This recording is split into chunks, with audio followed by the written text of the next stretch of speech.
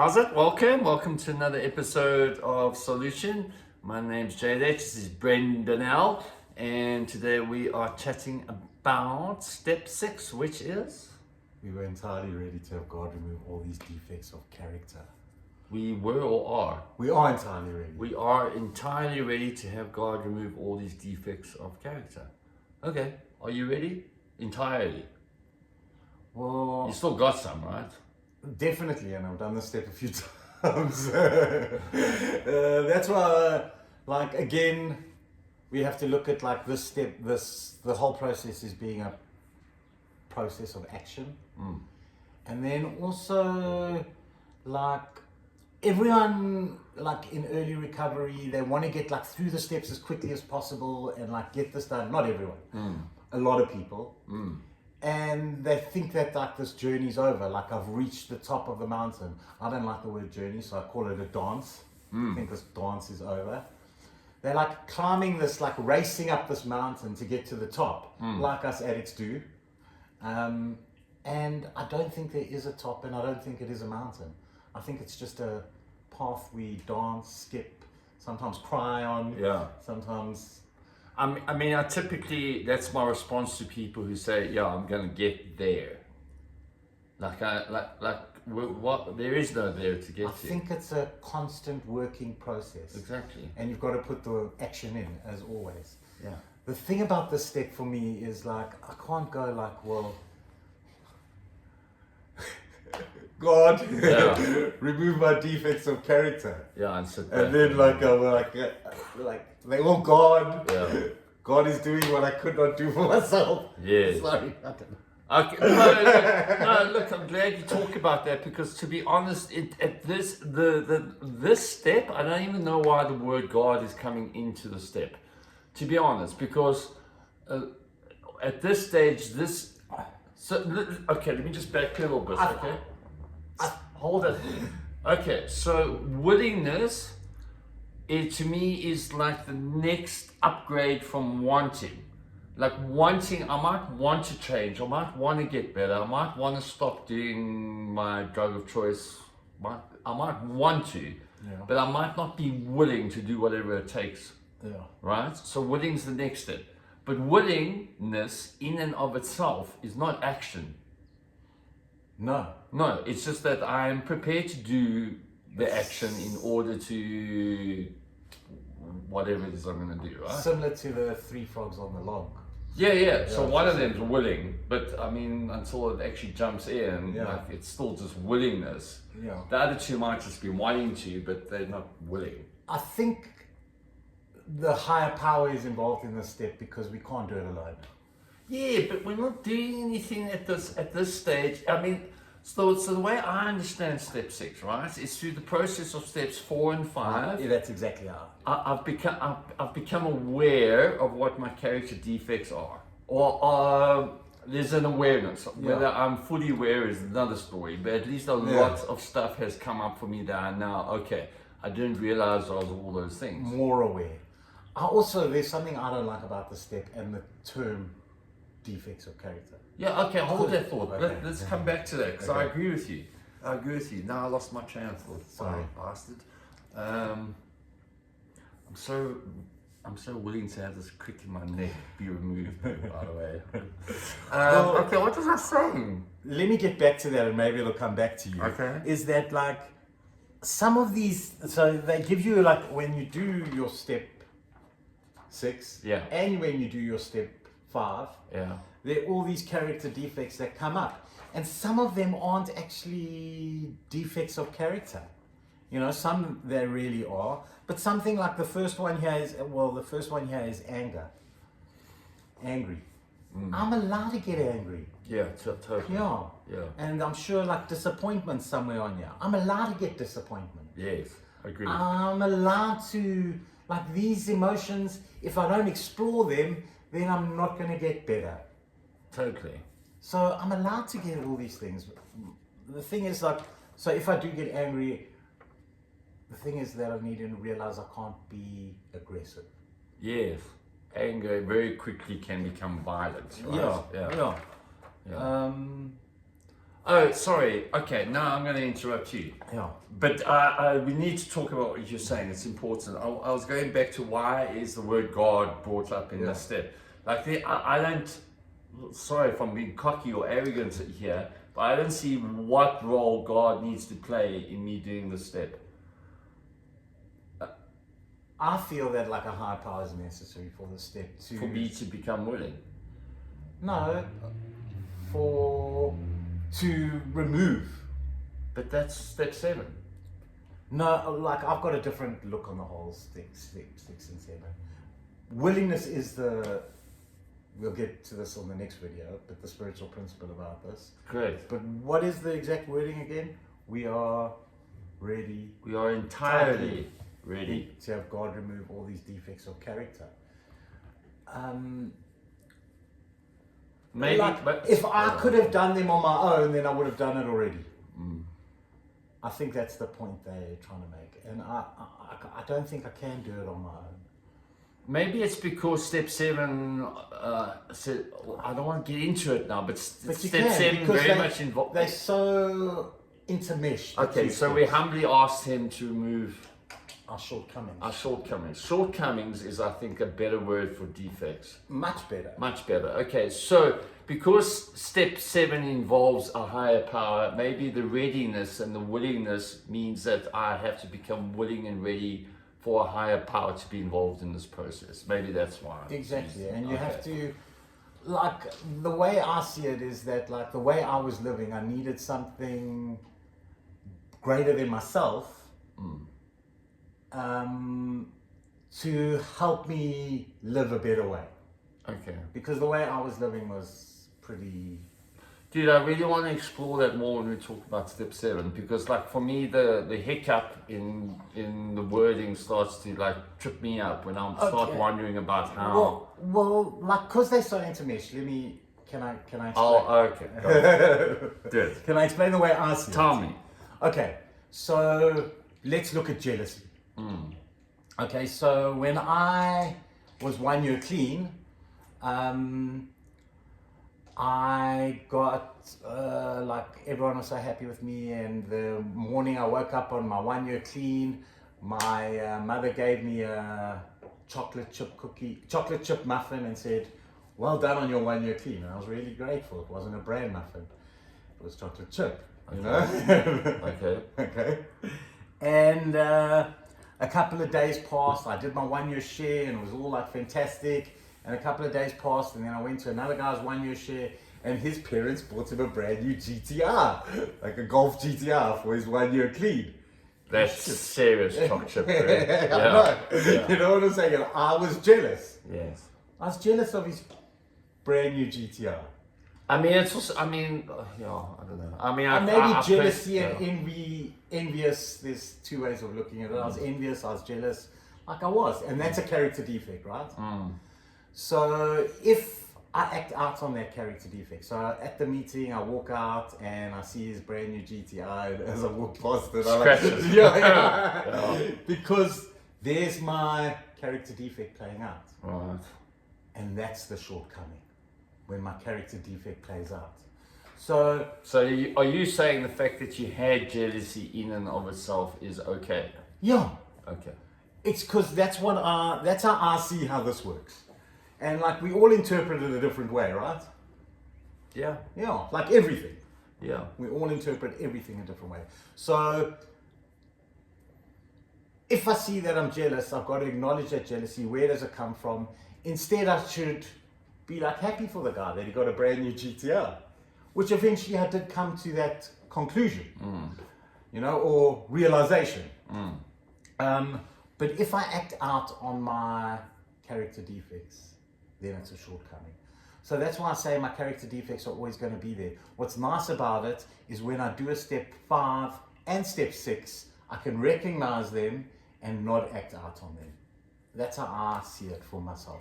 And it's worked for me thus far. Yeah, look, I mean, for me personally, I hear you, and I think I am human, and I think there are natural human stuff that comes up, and I think it needs to be okay because it's normal.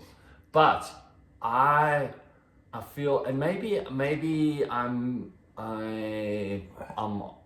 not on track with this line of thinking, but personally I want to go a little bit deeper and see if some of those feelings and emotions are things that I can arrest permanently.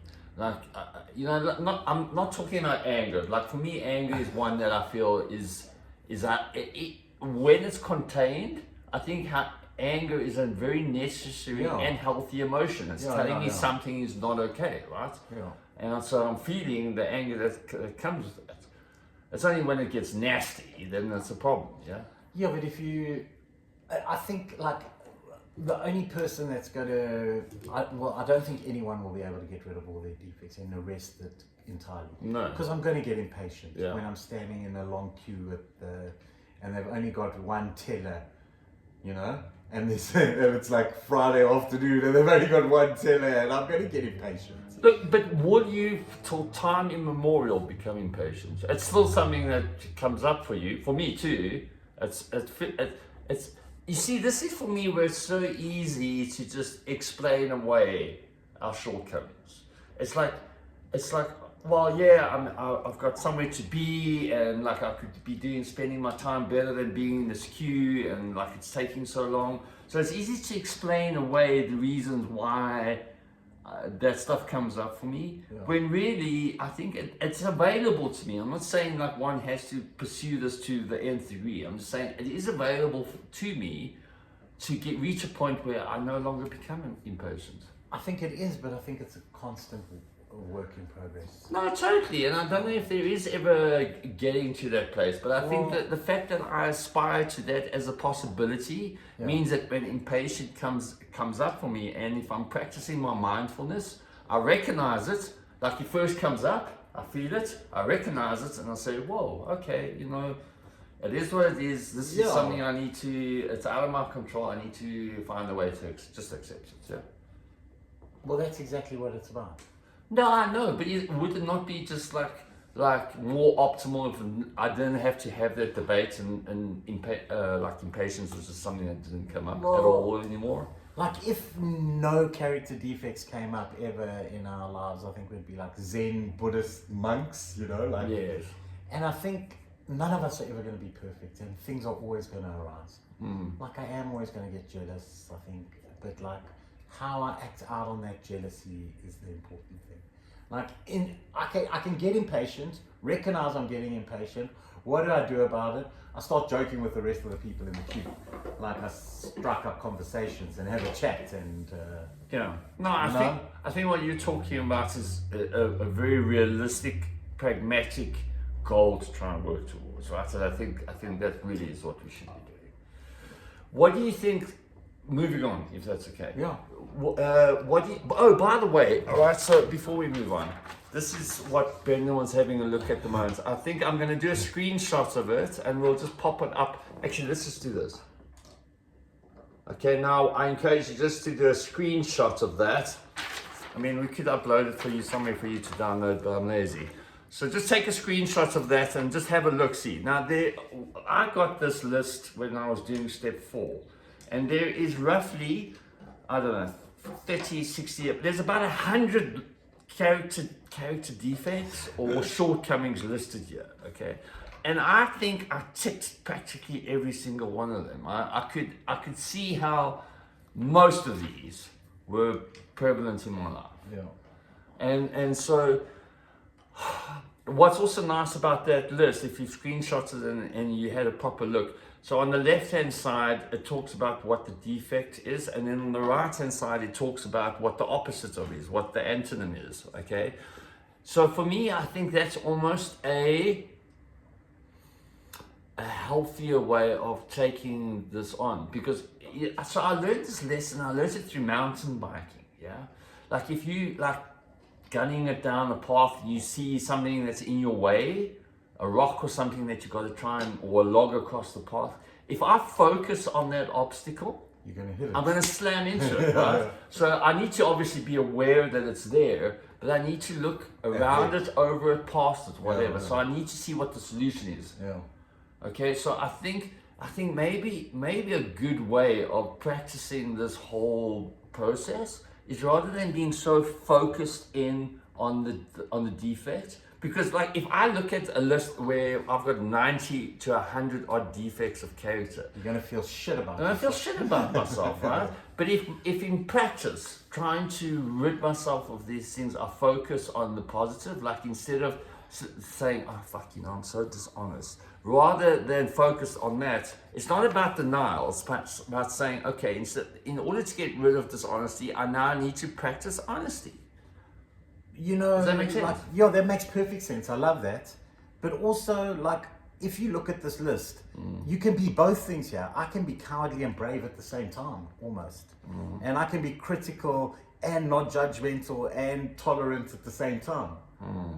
It's weird. So I think when I did this with a friend or someone, I can't remember who exactly it was, they were saying, like, don't only just tick your defects of character, tick your assets. Tick your assets. Yeah. And like a lot of the assets I have as well, you know, and I think that's important, not to just focus on.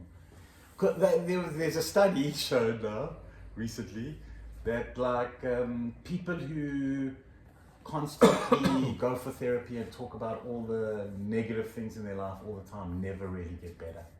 Because that's where the focus is. Because that's where the focus is. Yeah. There's a cool, I can't remember who it was, but like he does this experiment, like look outside the window and tell me everything you see that is green. And the person looks out the window and they say, you ask them, what did you see that was green? And they list all these things. And then he goes, well, what did you see that was purple? And they go, nothing. Because they were so focused on the green, because he asked them, look outside and tell me what you see is green. Yeah. I think it's important not to just be like so focused on the defects of character and also on actually your assets. Yeah.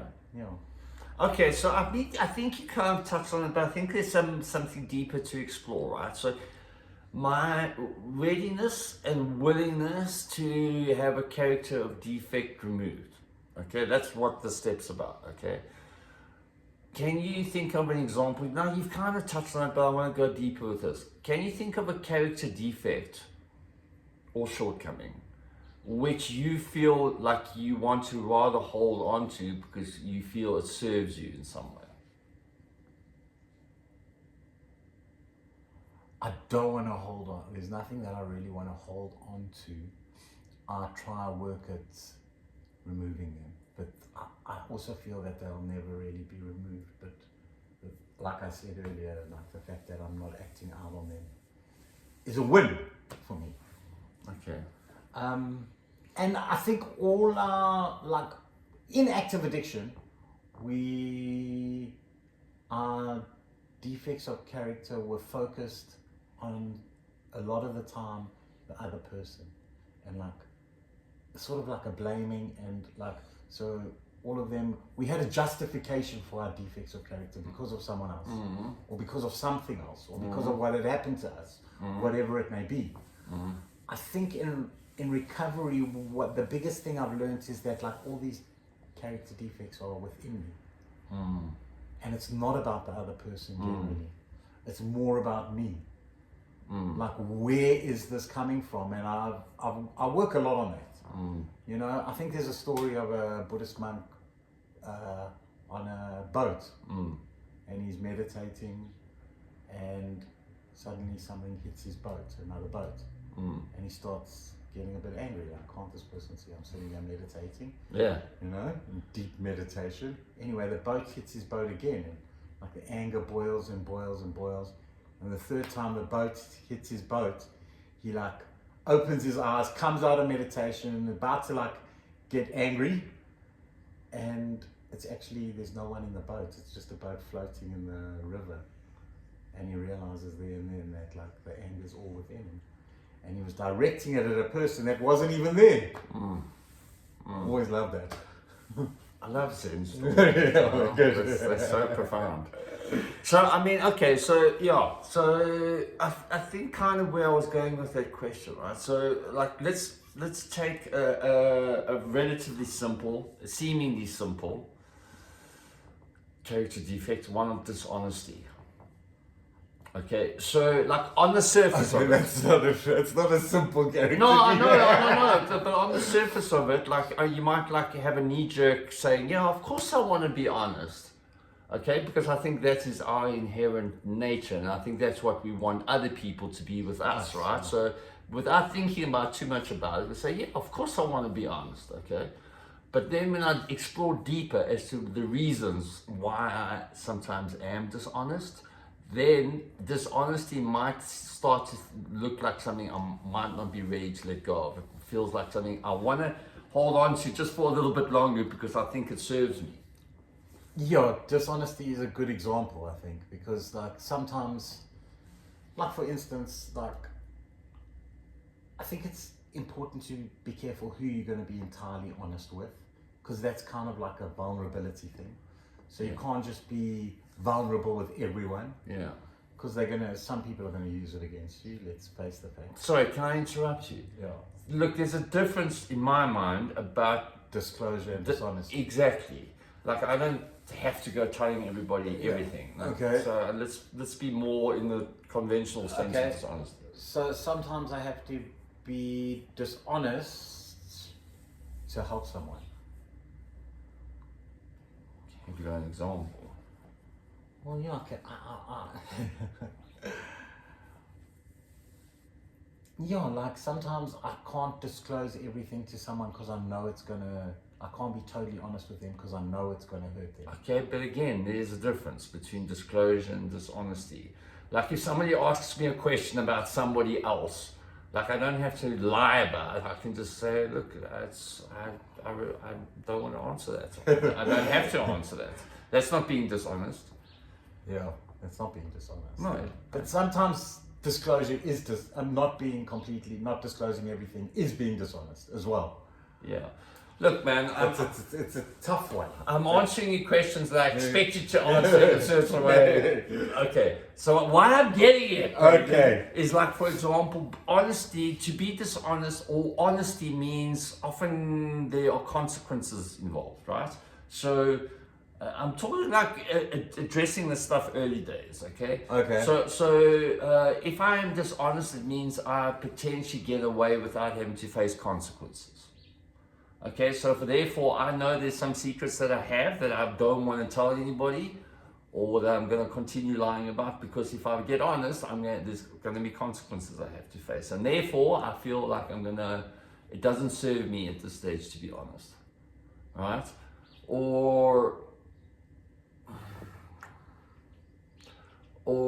let's look at dishonesty in a more surreptitious way, like showing up in the world or in social gatherings or even in work in a way that's not authentic, right? Like we present ourselves in a way that's not really who we are. Masking. Yeah. So, I mean, I think that is a form of dishonesty, not maybe dishonesty in a stricter sense. I also think that's a form of protection as well.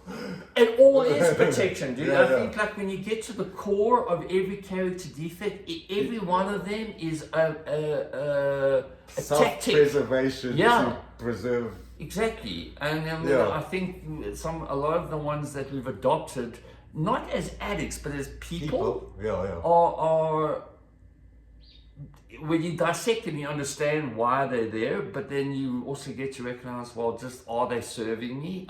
In fact, they're a lot more unhealthy than what I previously realized. Yeah.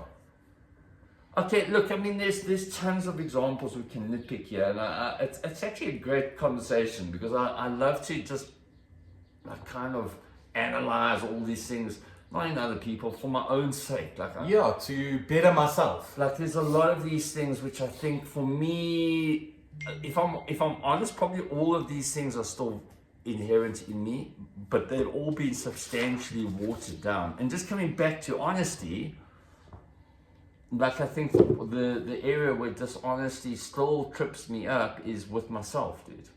Well, that's the most important one.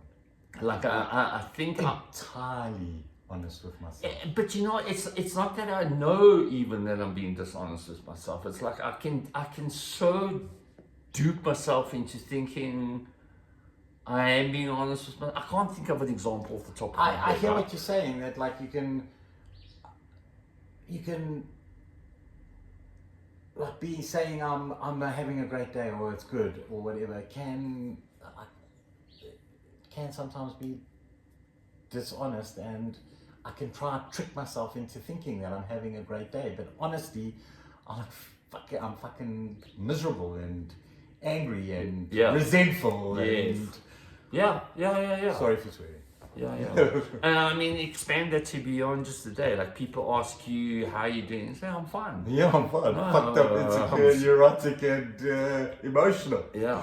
So anyway, so that's why I think that's also protecting myself as well, to a degree. And like, also, I don't want to disclose everything to everyone. I think the honesty with yourself is probably the most important part, and with your higher power. So, I mean, I think in a nutshell, basically what I'm getting out of all this conversation is like, as you said right in the beginning, this is an ongoing process. I can be entirely ready, which the step suggests is a right here, right now scenario. Yeah. We are entirely ready. It's not saying we become entirely ready, it's saying we are entirely ready. I don't know if I have ever been entirely ready. And I don't think they're ever going to entirely be gone. Yeah. Thanks for taking them away. Yeah. Cool. Check you later. Everything's perfect. My life's perfect. I never get angry. I never get upset. I never get jealous. I never get envious. But we're not as bad as what we once used to be, right? So hence, there's no comparison. Do you know what I mean? Yeah. Hence the progress rather than perfection bumper sticker. I prefer peace, not perfection. So I'm looking for peace. Yeah, but it's progress, not perfection. And I'm never going to be perfect. Yeah. And I'm never going to get this entirely right. Yeah. And if I think I am, or if I'm working towards that, I'm going to be disappointed. Yeah. And I do stupid shit when I'm disappointed in myself. Yes. Cool. Is that enough said about step 6? I think I'm entirely ready to end this Move video. on. Okay. All right, cool. Well, I mean, we always, as always, very curious to hear what you have to say about step 6. What was your experience with this step? We need to learn from you as much as what we hope you're getting something out of it from us. If you have gotten anything out of this, we would appreciate that thumbs up. By the way, the thumbs up, yes, it is a little dopamine hit for us, but really what it's about, as is hitting the subscribe button, is it helps with the algorithms to help us get more traction with what it is we're trying to do. So we'd really appreciate if you could do that for us. Wherever you are in the world, thank you for watching. We hope you have a blessed day. We're going to get into our next video, which is the spiritual principle of step 6, which you mentioned was willingness, yeah? Okay, so tune in for the next video and we'll see you there. Peace.